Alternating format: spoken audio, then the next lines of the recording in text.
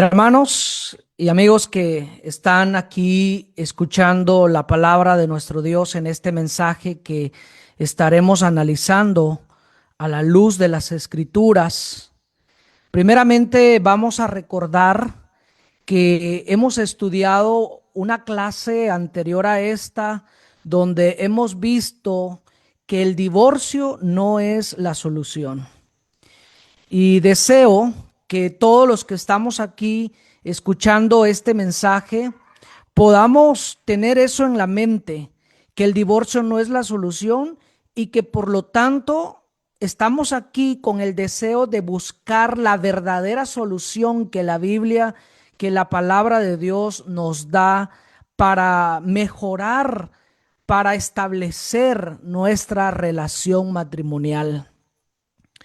Por esa razón, hoy vamos a estudiar, hermanos, acerca de este mensaje que se titula El problema eres tú, no tu pareja.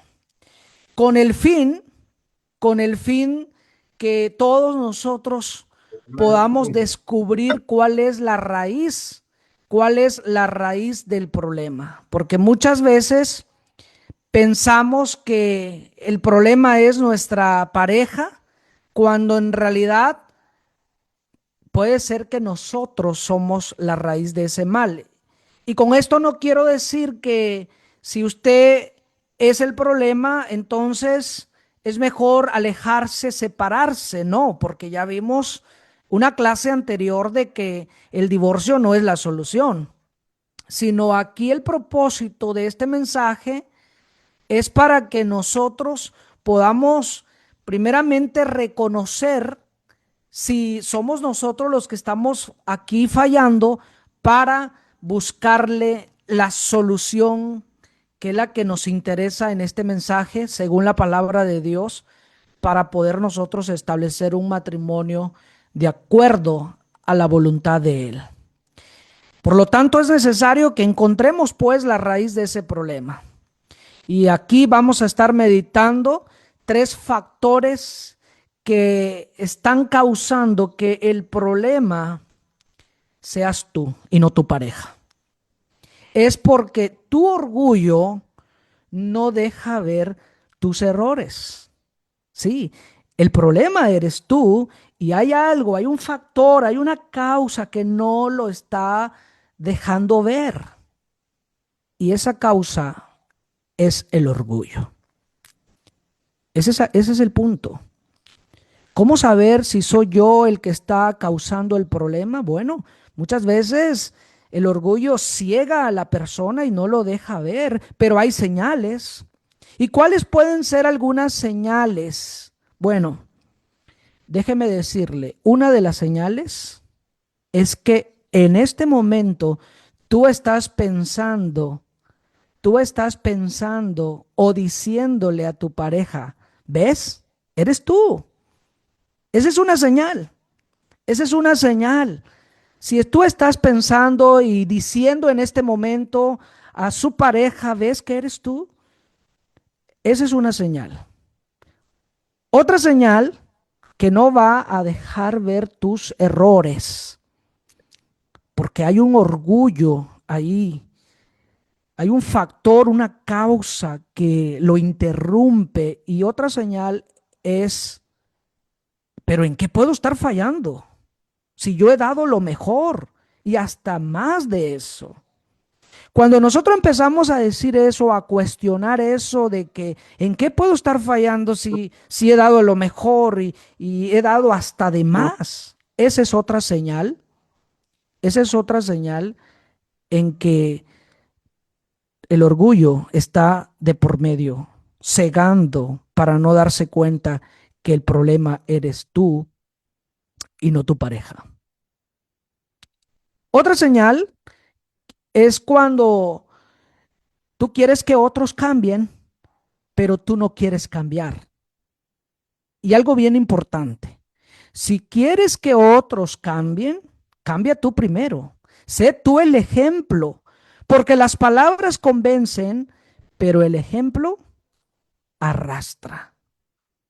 Por lo tanto, Es importante, es importante que hagamos un autoanálisis, que nos examinemos a sí mismo y que dejemos en este momento de señalar para poder ver a sí mismo sus errores. Porque recuerden ustedes que esto es tan común en las parejas. Recuerden el caso de Adán y Eva. Génesis capítulo 3, verso 12, cuando Dios cuestiona al hombre, en este caso a Adán, le cuestiona qué es lo que había hecho. Y recuerden ustedes que ellos habían desobedecido a Dios. Pero ¿qué fue lo que dijo Adán? ¿Qué se le ocurre decir? Dice la Biblia en Génesis 3:12, y el hombre respondió, la mujer que me diste por compañera me dio del árbol y yo comí. Es muy común que nosotros hagamos eso, de que culpemos a otro en lugar de hacerse responsable de nuestras acciones. Y es que realmente si nosotros queremos un cambio, tenemos que empezar. Tenemos que empezar con uno mismo. Y eso va a tener un poder tan grande, un impacto tan grande en el matrimonio cuando empezamos nosotros mismos a mostrar ese cambio que queremos dentro de nuestra relación. Pero es tan común el que en lugar de ver nuestros errores, asumir nuestras responsabilidades, empezamos a buscar culpables, empezamos a culpar. Este fue el caso de Adán en Génesis 3:12.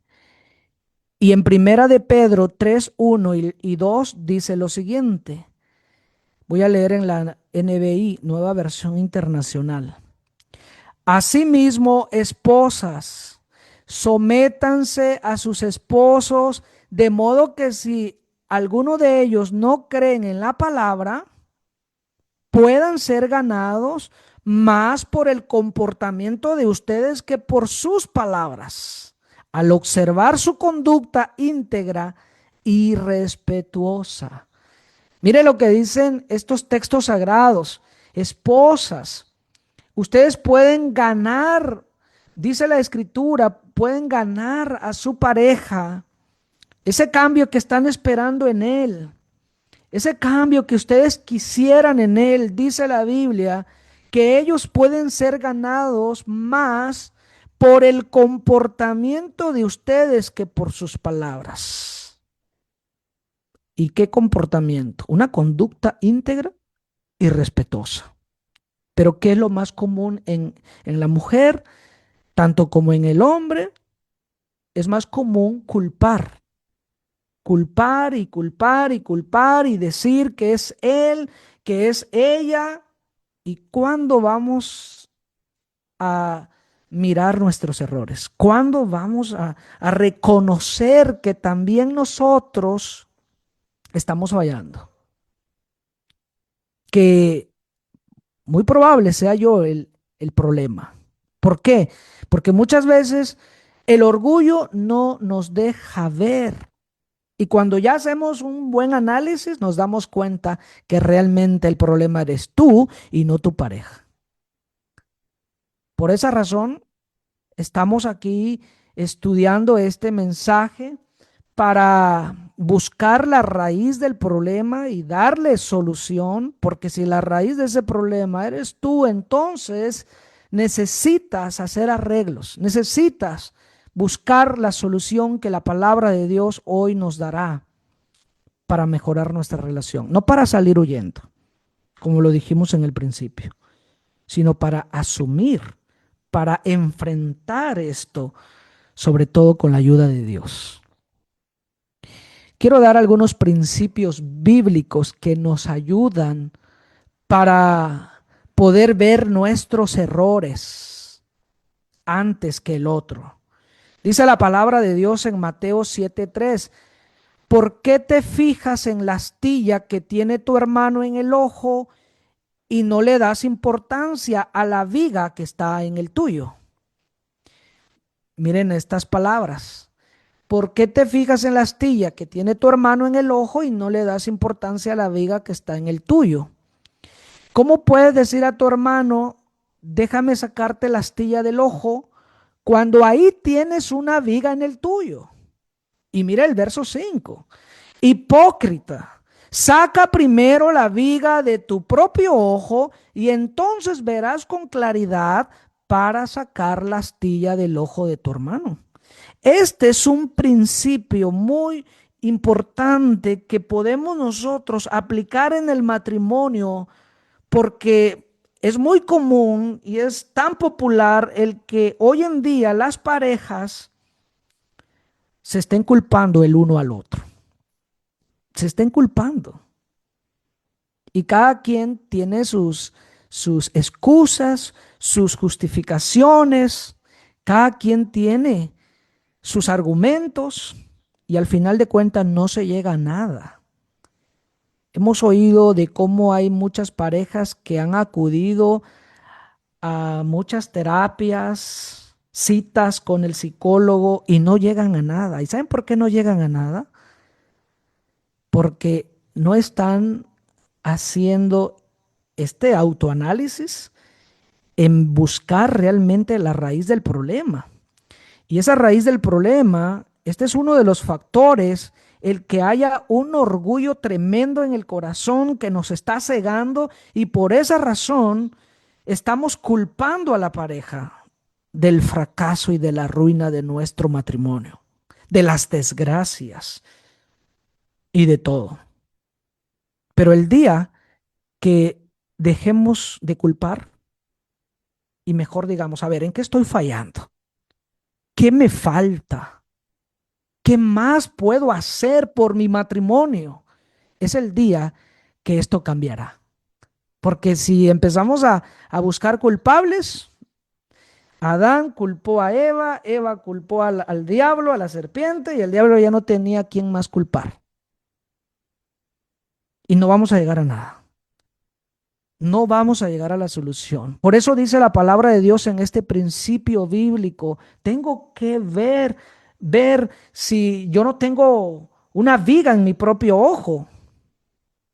Tengo que primero ver mis errores, porque nadie de los que estamos aquí puede decir, pero ¿en qué he fallado?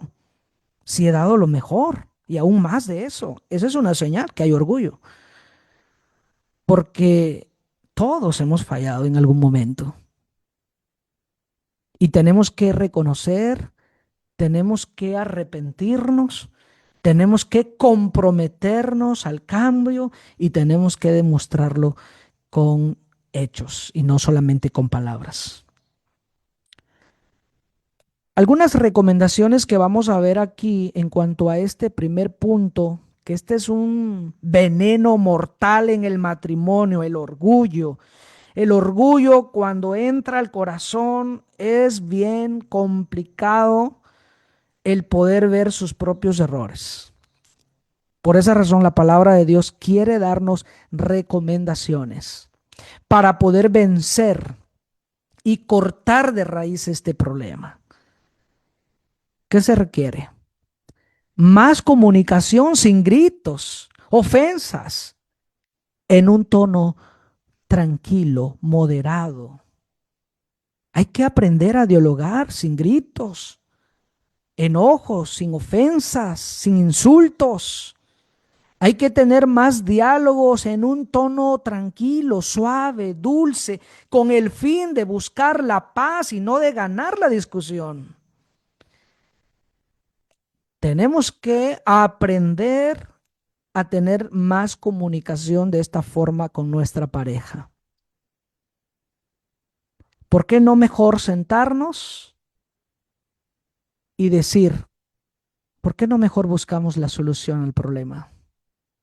¿Por qué en lugar de estarnos culpando, porque ambos nos hemos culpado, por qué no mejor sentarnos, dialogar sin gritos, sin ofensas, en un tono tranquilo, moderado, suave y dulce para buscar la raíz del mal?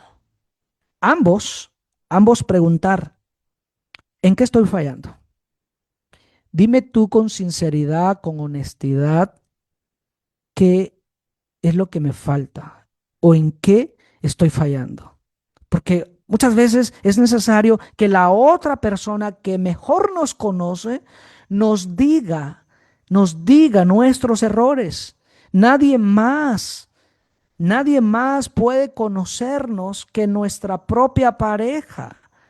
Los que nos rodean externamente, ellos tienen otra imagen de nosotros porque fuera no estamos demostrando eso, pero en nuestro hogar quien mejor nos conoce es ella o él. Por lo tanto, vamos a sentarnos, vamos a dialogar y quiero que me digas en qué estoy fallando. Hazme saber mis errores y yo te diré los tuyos y nos comprometemos a cambiar. Y van a ver el resultado. Van a ver el resultado que con la ayuda de Dios esto va a mejorar. Pero eso sí, cuenta mucho aprender a escuchar, porque a veces muchos lo han intentado, muchos se sientan, ya están con un buen fin, con un buen propósito, pero a la hora de estarse diciendo los errores, lo dicen de una manera fuerte, agresiva, insultando, y la otra persona no aprende a escuchar y entonces en lugar de llegar a la solución, terminan empeorando el problema. Por esa razón, tenemos que aprender a escuchar. Escucha. Primero, hay que nada más poner un orden, quién va a hablar primero, que exprese lo que siente, cuáles son los errores que le está afectando y cuáles son aquellos errores que hay que cambiar, mejorar. Y luego, una vez que ella o él termina, ahora viene mi turno y así ponemos en la mesa todo lo que hay que trabajar y todo lo que hay que cambiar, sin orgullo, porque el orgullo ese es el problema que está afectando.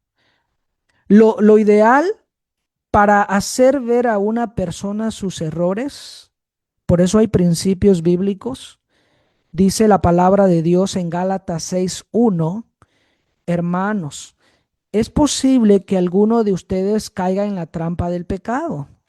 Ustedes que son guiados por el Espíritu, acérquense a Él y ayúdenle a corregir su error. Pero ojo, háganlo con humildad, pues ustedes también pueden caer en tentación.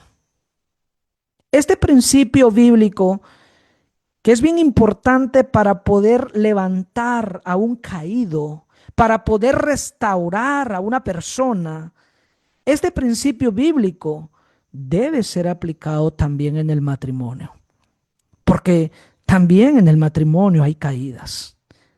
También en el matrimonio uno de los dos cae y aún los dos caen en la trampa del pecado, ya sea en este caso del orgullo.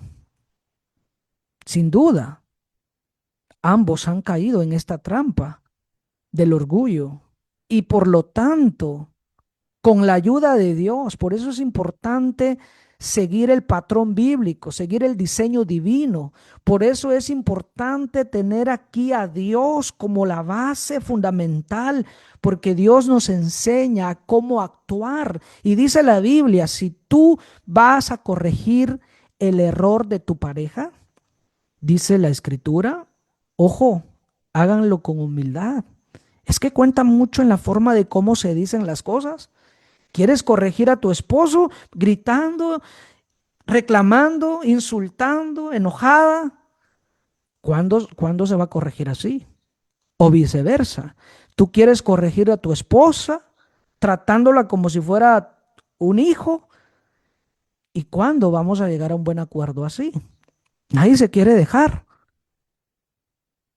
Eso va a empeorar, pero si nosotros aplicamos este principio bíblico que sirve para restaurar, porque muchas veces, especialmente los cristianos, los creyentes, que vamos a tener que restaurar a muchos hermanos en Cristo, ¿cómo lo vamos a hacer? Dice la Biblia, con humildad, con mansedumbre, con ternura, con compasión y considerándose a uno mismo, porque uno también puede caer en el mismo error.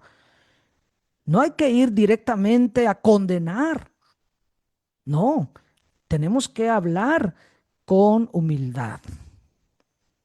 ¿Y por qué con otros bien que podemos hablar con humildad y con nuestra pareja no? Porque ese es el problema. No es que no podamos, sino que el orgullo en el matrimonio está cegando, que no estamos hablando de la misma manera cuando vamos a corregir a un hermano o una hermana allá afuera. Cuando vamos a corregir allá, le hablamos con mucha pasión, compasión, amor, con humildad, con el deseo de ganarlo, de levantarlo. Pero cuando queremos corregir a nuestra pareja, ¿cómo lo hacemos? ¿Cómo lo hacemos? Gritando, ni siquiera con el fin de levantarlo, sino de destruirlo y acabarlo de matar. Ese es el problema, pero ¿cuál es el factor? El orgullo. Pero si nosotros rompemos el orgullo del corazón, tomando principios bíblicos, dejándonos guiar por el Espíritu Santo, siendo espirituales, como dice la palabra de Dios, entonces esto va a cambiar. Que la palabra de Dios tiene poder. Tiene poder para transformar vidas en diferentes áreas, restaurar matrimonios. Sí, el poder es tan grande, pero solamente el poder de Dios. Por eso es bien importante que cuando nos sentemos a dialogar, sea sin gritos, sin ofensas, en un tono tranquilo, preguntarnos en qué estoy fallando por turno y en orden para que uno aprenda a escuchar. Porque a veces siempre hay uno en el matrimonio que quiere hablar y hablar y hablar y no deja hablar a la otra persona. Y ya está concluyendo y ni siquiera ha terminado la otra parte de hablar. No vamos a llegar a nada. Pero hemos dicho que cuenta mucho la forma en que se dice. Miren qué dice el Proverbios 15:1. La respuesta amable calma el enojo, pero la agresiva echa leña al fuego. Porque este es el problema por el cual no llegamos a nada cuando nos sentamos a dialogar, porque sin duda muchos ya lo han intentado, pero no ha funcionado.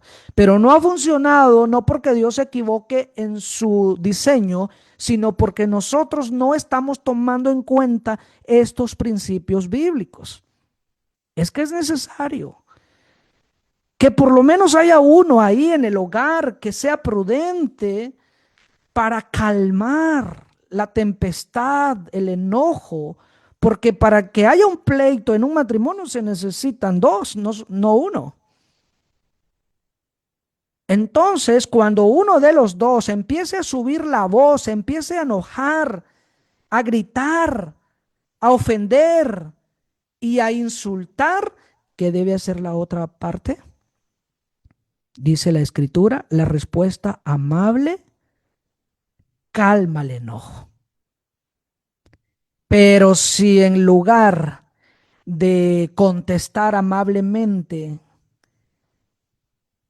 contesta de una manera más agresiva, más fuerte, porque aquí el que grite más fuerte es el que gana. Entonces, ¿qué están haciendo con eso? Están echando leña al fuego. O uno se da cuenta al final de que el problema eres tú, porque no se te puede decir nada. No se te puede decir nada porque le echas más leña al fuego.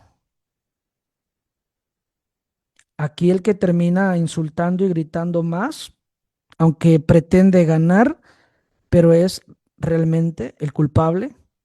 ¿Por qué? Porque no está calmando ese enojo, sino que le está echando más leña al fuego. Tenemos que ser comprensivos en que es inevitable el enojo. Aún la palabra de Dios dice, airaos, pero no pequéis. ¿Por qué dice airaos, pero no pequéis? Porque sabe Dios que son cosas inevitables dentro de cualquier área y más en el matrimonio. Pero ¿qué debe hacer la otra parte? Bueno, responder con amabilidad.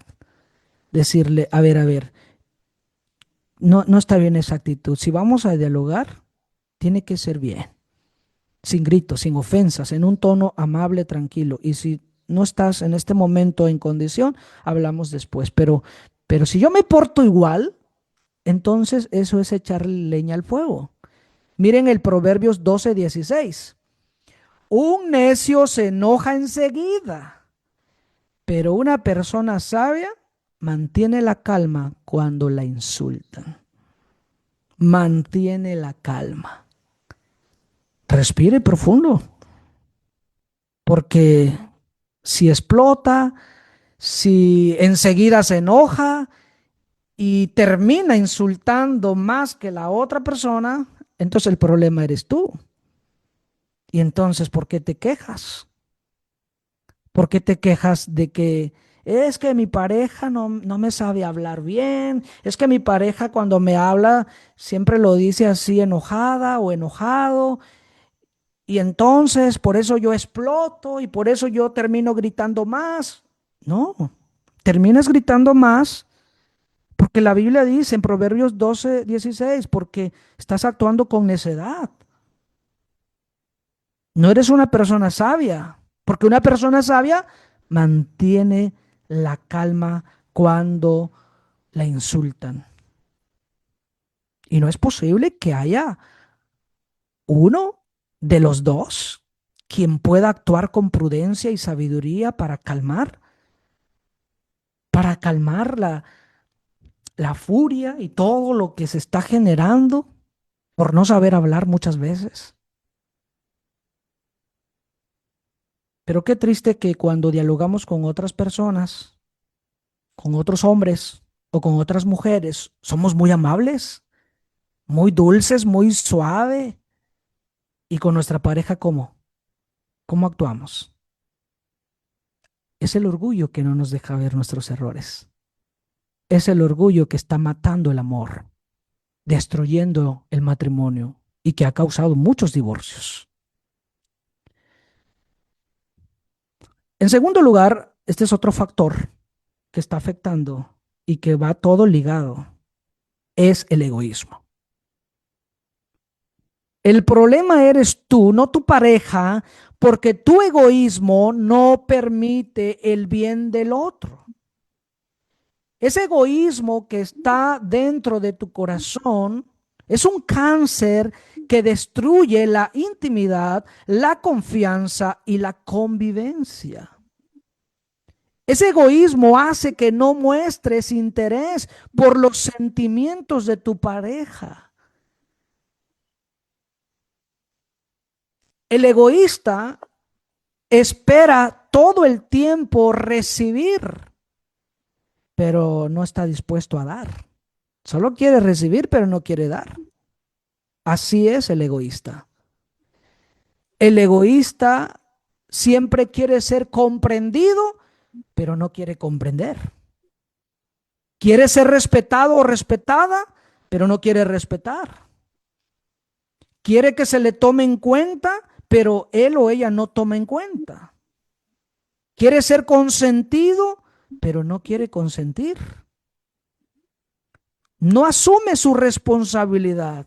Busca controlar, confunde las prioridades, critica y demanda sus derechos. Muchas veces dice que es que es lo que merezco, es que yo merezco más y eso, porque no era lo que yo esperaba en este matrimonio. El egoísmo es un veneno, es un cáncer que está afectando muchas, pero muchas relaciones, porque siempre está protestando, pidiendo, demandando sus derechos, siempre está buscando su propio beneficio, su propio interés, pero no busca el de su pareja.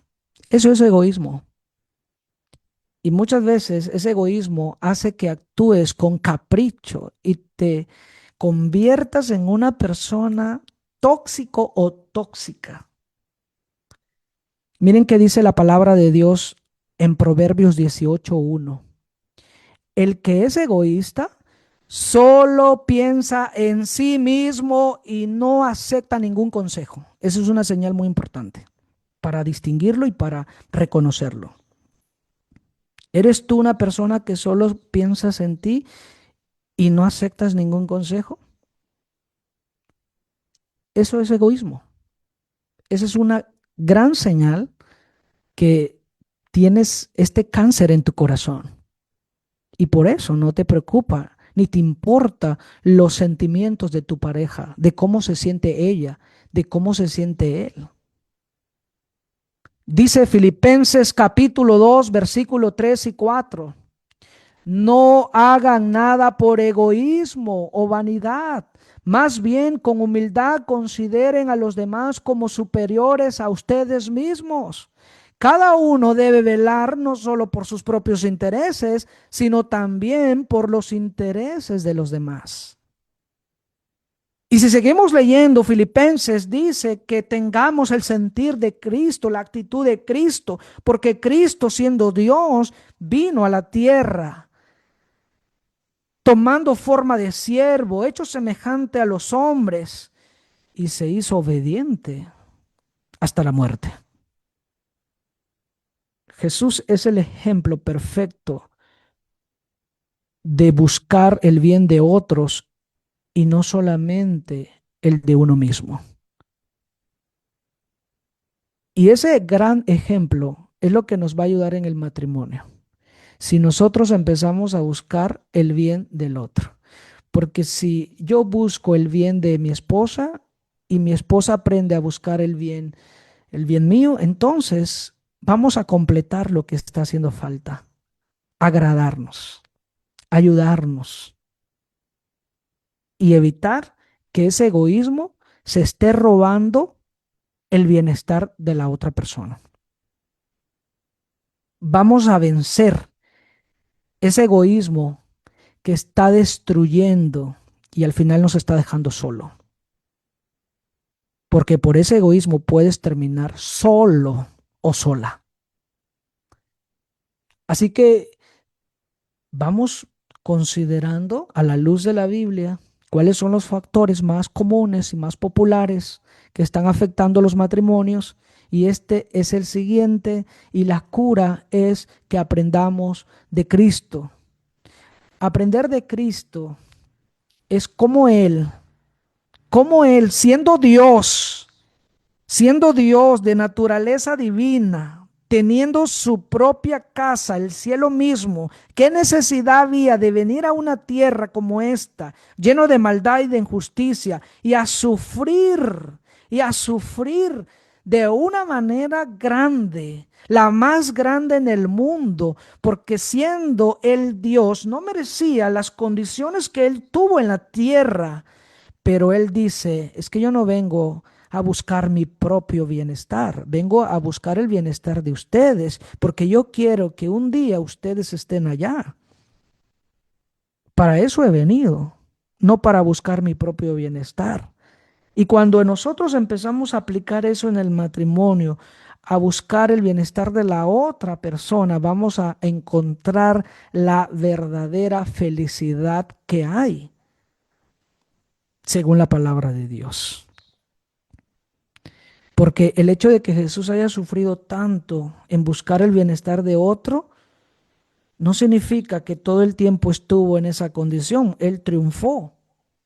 Él pudo llegar a triunfar en la cruz. Pero para llegar a triunfar, tenemos que padecer y pasar diversas situaciones adversas.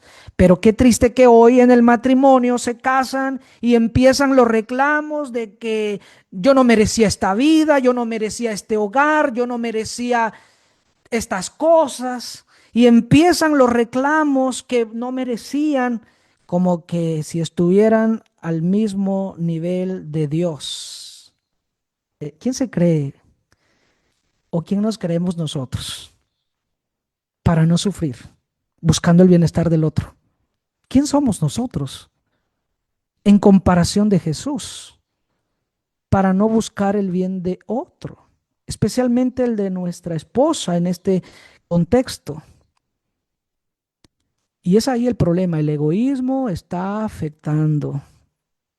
Y es que tenemos que aprender a tener un balance, tenemos que aprender en ser buenos administradores, no solo del dinero, también del tiempo. La esposa requiere su tiempo y muchas veces uno no se da cuenta de ese grave error. Uno no se da cuenta. Uno piensa que con darles algo es suficiente y es lo mejor, pero hay muchas cosas que se requieren dentro de un matrimonio y como lo vamos a ver en una siguiente clase, vamos a ver ahí la importancia de dedicar tiempo de calidad a nuestra pareja. Pero ¿qué nos afecta? El egoísmo. El egoísmo. Tenemos que aprender a buscar el bienestar de nuestra pareja. Si ella aprende lo mismo, van a ver el buen resultado. Vamos a ver el buen resultado. Pero alguien dirá, pero ¿qué pasa si yo me propongo y hoy me comprometo en ya dejar el orgullo y dejar el egoísmo, pero si mi pareja no está dispuesto, pues no sería justo, porque voy a estar buscando el bienestar de la otra persona y al final de cuentas, ¿cómo quedo yo? Bueno, déjeme también adelantarle que en una de las clases posteriores vamos a ver cómo vamos a lidiar con diferentes crisis en el matrimonio y una de ellas es esa, donde la otra parte no quiere hacer nada por restaurar su matrimonio y eso lo vamos a ver en su debido tiempo. Así que no se desanime, sigamos avanzando con la ayuda de Dios, recibiendo este tipo de consejos bíblicos, porque estos son consejos de parte de Dios. En tercer lugar, vamos a ver, en tercer lugar, vamos a ver, el otro factor causa es porque no sabes pedir perdón y perdonar. ¿Cuán importante es aprender a pedir perdón y a perdonar, que son dos cosas diferentes? Son dos cosas diferentes, pero a veces ni una ni la otra. Y a veces cuando él decide, voy a pedir perdón, voy a pedir perdón, la otra parte no está dispuesta a perdonar. Y eso lo hace más difícil. Dice Colosenses capítulo 3, versículo 13, Colosenses 3:13, sean comprensivos con las faltas de los demás y perdonen a todo el que los ofenda. Recuerden que el Señor los perdonó a ustedes, así que ustedes deben perdonar a otros. Verso 14. Sobre todo, vístanse de amor, lo cual nos une a todos en perfecta armonía. Este es otro principio importante para poder aplicar el perdón en nuestro matrimonio. Ser comprensivos con esas faltas, porque también nosotros fallamos. Tengo que ser comprensivo, no tengo que exagerar como que si yo no fallo. Tengo que ser comprensivo, tengo que estar dispuesto a perdonar, pero sobre todo lo que cura esto es vestirse de amor, porque el amor todo lo puede, todo lo sufre y todo lo soporta. Y también vamos a estar viendo una clase del verdadero amor que debe aplicarse en el matrimonio. Por eso es importante que no nos perdamos la secuencia de ninguna de estas clases. Pero es bien difícil cuando él está tratando de buscar solución pidiendo perdón y ella no está dispuesta en perdonar. Es bien difícil. ¿Qué significa pedir perdón? Pedir perdón no es de que, mira, voy a pedir perdón, pero ya para que esto se calme, ya para que esto se solucione. Pero si no reconoces que es una falta tuya, eso no significa pedir perdón con buen propósito. Si vas a pedir perdón es porque reconoces tu falta, porque te estás poniendo en el lugar de la otra persona y te das cuenta que estás afectando. Si vas a pedir perdón es porque estás arrepentido, tienes un deseo de reparar, de cambiar ese problema. Si vas a pedir perdón, que sea sin excusas, porque muchas veces, perdón, pero fuiste tú. Al final de cuentas es tu culpa. Entonces, no pida perdón si no está dispuesto a hacerlo de la manera correcta. ¿Y qué significa perdonar? Esa palabra, perdonar, primariamente es enviar afuera, despedir, remitir, cancelar la deuda, en otras palabras. Aunque no es tan fácil de olvidar, a veces se puede malentender que, más cuando nos conviene, si ya perdonaste, olvídalo, como si fuera de fácil. Aunque no es tan fácil de olvidar, porque muchas veces se recuerda,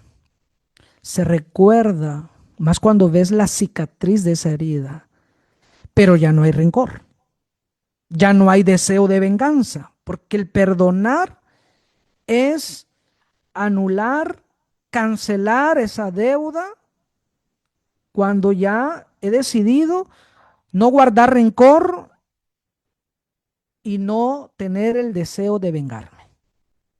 Eso es perdonar.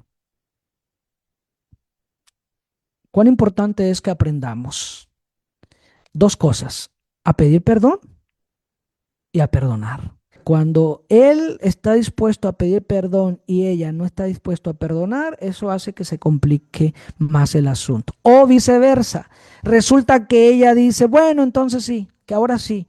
Y él dice, ahora ya no. Y se cambian los papeles. Y otra vez sigue el problema. ¿Cuándo vamos a parar esto? Hasta que aprendamos a pedir perdón y a perdonar. Efesios capítulo 4, verso 31 dice, líbrense de toda amargura, furia, enojo, palabras ásperas, calumnias y toda clase de mala conducta. Por el contrario, sean amables unos con otros, sean de buen corazón y perdónense unos a otros, tal como Dios los ha perdonado a ustedes por medio de Cristo. Sean amables, sean de buen corazón, perdónense, quítense de ustedes esa furia, ese enojo, esas palabras ásperas, que es lo que provoca muchas veces que no querramos perdonar. Perdonar tiene que erradicar la venganza. Tenemos que esforzarnos por erradicar todos los pensamientos de buscar venganza. La venganza no nos pertenece a nosotros, sino al Señor. Déjenselo en las manos del Señor. Si vamos a perdonar, tengo que renunciar al mal y buscar el bien, porque el perdón bíblico demanda renunciar el hacerle daño al ofensor. Si estamos dispuestos a perdonar, tenemos que tener compasión. Perdonar a nuestro ofensor también significa que nuestro corazón se aflige con sus calamidades. No se regocija cuando ve caer a su enemigo, sino tiene compasión. No se alegra cuando ve tropezar a su pareja, no se alegra, le duele también. Entonces tenemos que tener compasión, tenemos que tener bondad en el corazón para que eso nos mueva en poder perdonar. Tenemos que, si vamos a perdonar, también tenemos que estar dispuestos a buscar la reconciliación. El perdón nos anima a buscar la reconciliación en la medida que sea posible. Y si vamos a perdonar, tenemos que estar dispuestos a orar por él o por ella y hacerle bien. Porque cuando oramos por nuestros ofensores, estamos imitando y obedeciendo a Cristo. Y esa oración lo cambia todo. Entonces tenemos que estar dispuestos a todo esto en el perdón. No es simplemente, está bien, te perdono, pero ya con tal de que se terminen los gritos y los insultos, pero realmente siguen pensando en la venganza, buscando la ocasión para hacer el mal, para castigarlo. Obviamente, obviamente que todo el que va a pedir perdón tiene que estar arrepentido. Tiene que estar arrepentido porque la escritura también demanda. Hay principios bíblicos que si alguien ofendía a alguien, si tu hermano peca contra ti, ve y repréndele. Y si te oyere, en otras palabras, si se arrepiente, pues has ganado a tu hermano, ahí nada más queda. Si no había un proceso que llevar a cabo, si no se arrepentía. Entonces, hay que estar dispuesto a perdonar. Obviamente, si la otra persona está arrepentida, si está arrepentida, porque un verdadero arrepentimiento se muestra con frutos. Así que aprendamos las dos cosas, a pedir perdón y a perdonar. Por lo tanto, en este mensaje, que hemos visto hoy a la luz de la Biblia, con estos consejos y principios bíblicos, hemos visto que el problema eres tú, no tu pareja. ¿Por qué? Porque hemos visto tres razones o tres factores más comunes. Una, el orgullo, la otra es el egoísmo y la otra, no saber perdonar o pedir perdón. El perdón es un tema muy importante que estudiar más profundamente para,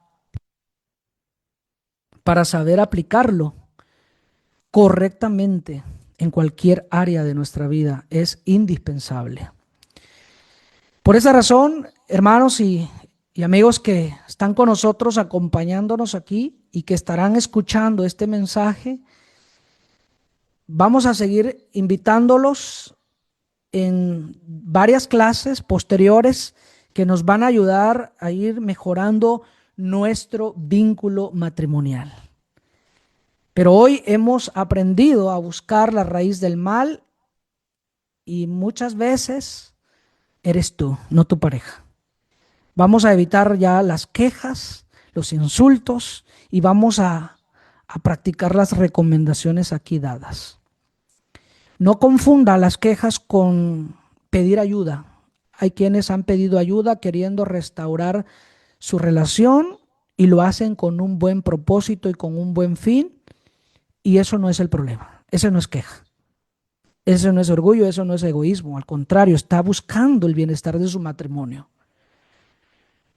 Por eso, como hemos dicho, si alguien necesita consejería, ayuda en algún punto más especial, hay que hacerlo de manera directa y privada. No es el plan exhibir sus problemas al público, sino realmente buscar ayuda de Dios principalmente. Por eso es que no vaya a confundir eso. Buscar ayuda no es quejarse. Nuestro matrimonio. Que Dios los bendiga a todos y gracias por su fina atención.